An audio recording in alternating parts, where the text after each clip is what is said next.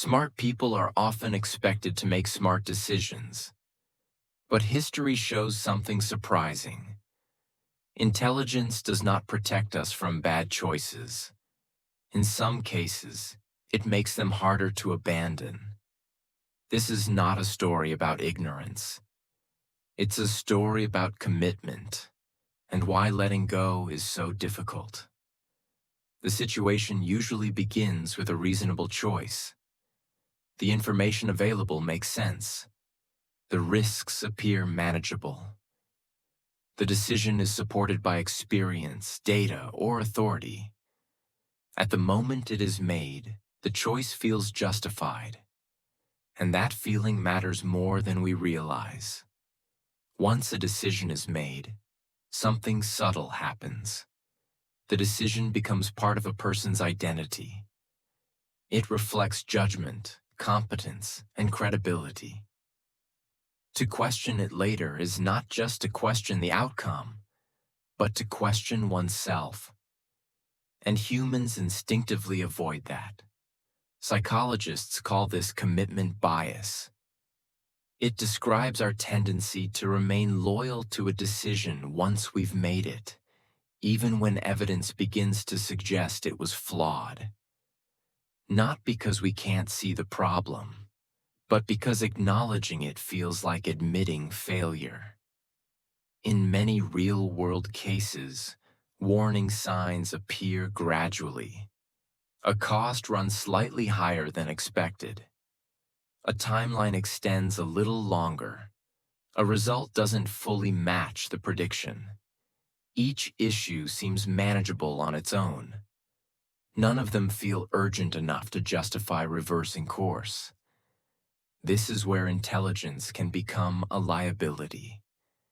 Smart people are good at explaining things. They are skilled at finding reasons, patterns, and justifications. Instead of asking, "Should we stop?" the question becomes, "How can we make this work?" And that shift changes everything. Effort increases, more time is invested, more resources are allocated, more explanations are created. Each new commitment strengthens the original decision. And with every step forward, stepping back feels less possible. What makes commitment bias especially powerful is that it doesn't feel irrational. From the inside, it feels responsible. Abandoning a plan looks wasteful. Stopping appears premature. Continuing feels disciplined. So the decision persists. In organizations, this effect multiplies. Once multiple people are involved, no one wants to be the first to question the direction. Doubt becomes risky. Silence becomes safe. And agreement, even quiet agreement, reinforces the path forward. Eventually, the consequences become harder to ignore. Costs accumulate. Complexity increases. Flexibility disappears.